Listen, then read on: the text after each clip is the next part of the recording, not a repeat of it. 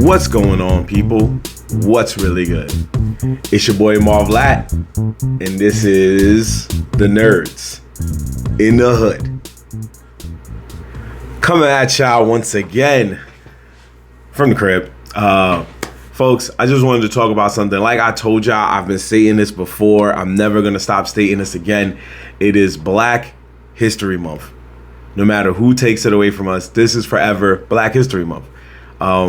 Every day is Black History Month for us Black people, but February we really lock in. You know what I'm saying? We really lock in and we, pay homage, pay respects to Black excellence and just the legendary legacy that was our people.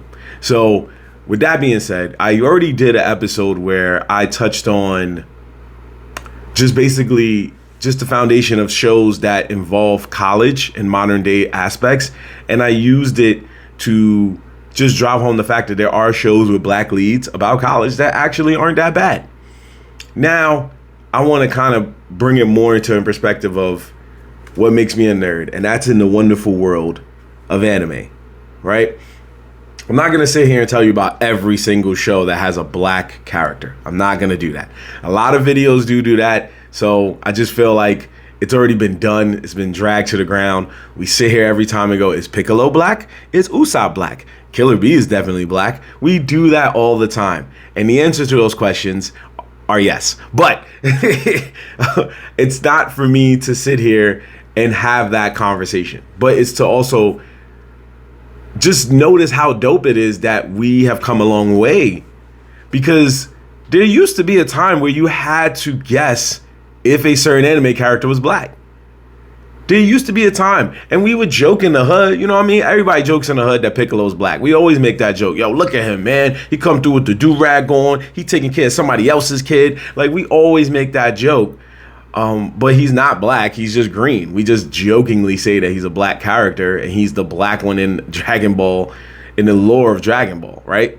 And there's a lot of evidence to prove to those facts if you really watch Dragon Ball. We're like, yo, is this white character named Frieza came through, tried to take over the whole Namek, you know what I'm saying, blew it up so we could live on Earth when we don't need to live there. See? Stay woke. Just saying.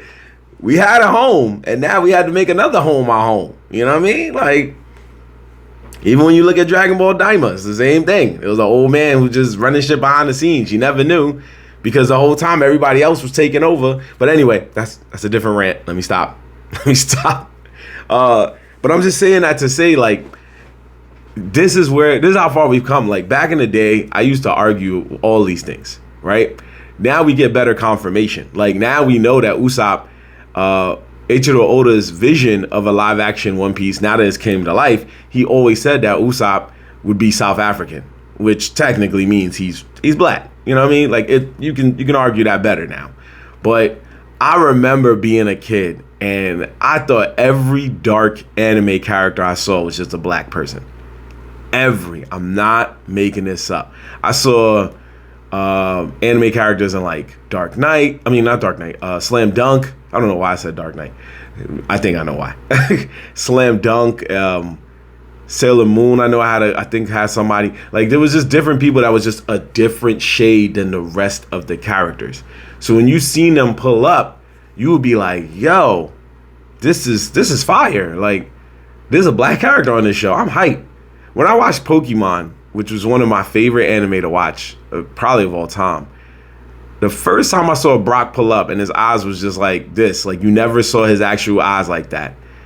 I was like, this is our Black character. But then I also thought maybe he's like Samoan, because it was like he was light skinned. You know what I'm saying? Like, you look at the light skinned characters differently, because then you got to guess, like, is he Black or is he Latino? I don't know, you know, but that was our representation. That was everybody of color's representation back in the day, was watching a character who had the same shade of skin color like Brock on Pokemon. Or for me, another beautiful example of Black representation, even though they didn't really touch on it like that, was Yu-Gi-Oh! Because Yu-Gi-Oh! Was a pharaoh from Egypt. All of the God cards were Egyptian God cards, right? He had Egyptian millennial items, right? Egypt's in Africa. You know what I mean? That to me is a representation for us. They were black characters right there. Yami the Pharaoh was black. The other characters who represented the Shadow Realm, all that stuff, they was black. So when I saw that, I was like, this is the best we gonna get. You will watch these shows and be like, oh man, this is the best we're gonna get for a representation of anime. Jinx the Pokemon. Like that was my vibe. I was like, damn. And then I think for me, it took about 10 years, and Afro Samurai came out.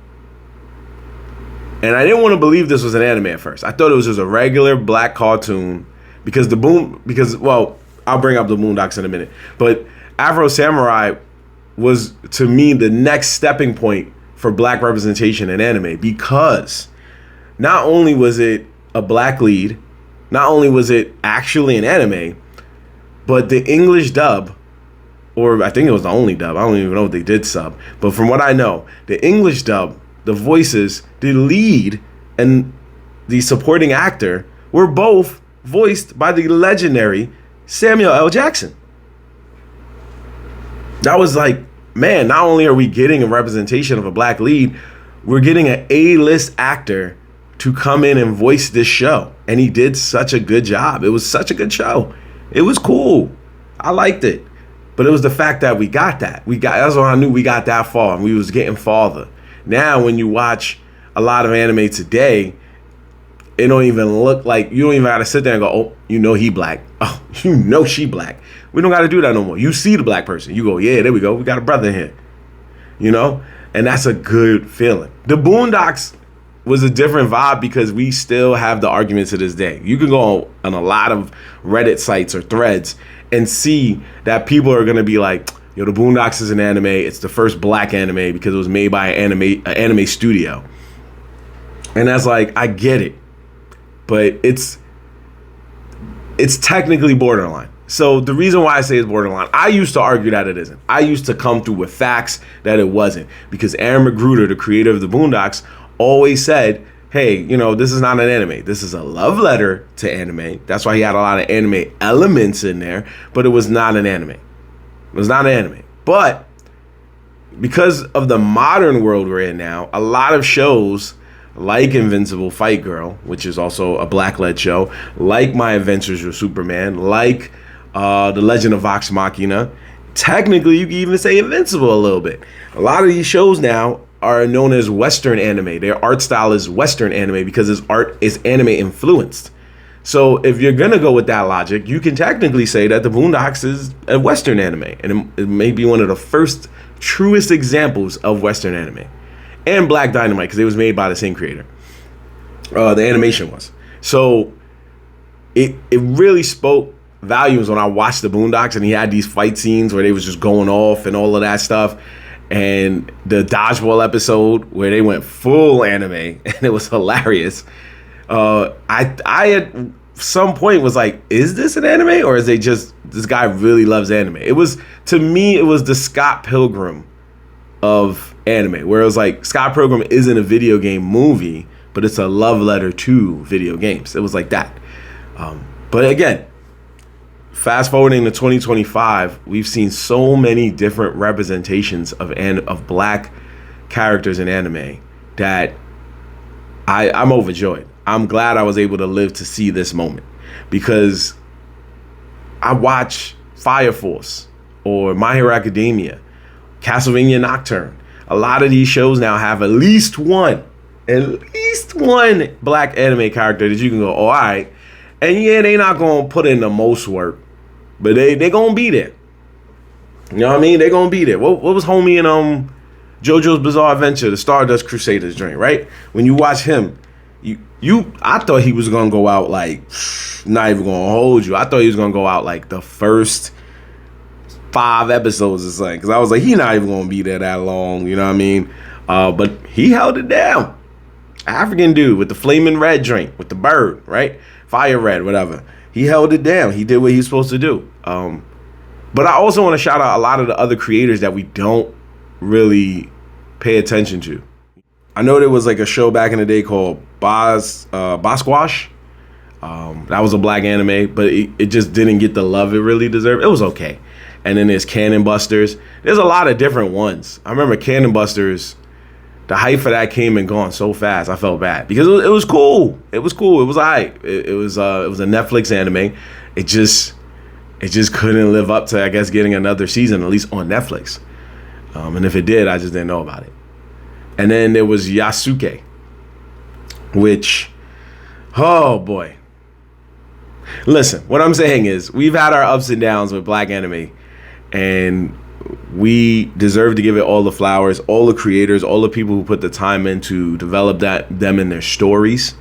We salute you. That don't mean all of them going to be good, like Yasuke, but that just means that they're going to be, what they're going to be. Yasuke was cool because it was telling a real life tale, but in its own way, but it just didn't hit the mark. And maybe then at that moment I was like, damn, are we just destined to be side characters after this? I don't know. I don't know what's going to happen. But one of the funniest moments for me when it comes to black representation in anime is not even a character. No, it's not. It's an actual song, per se. A lot of you may know this already.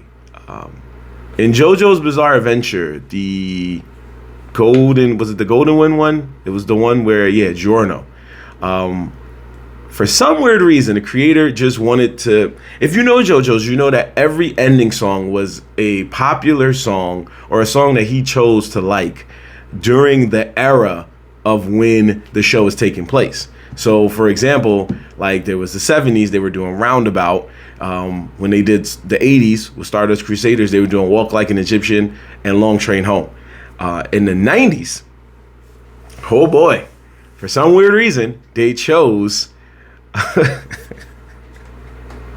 Freaking You by Jodeci.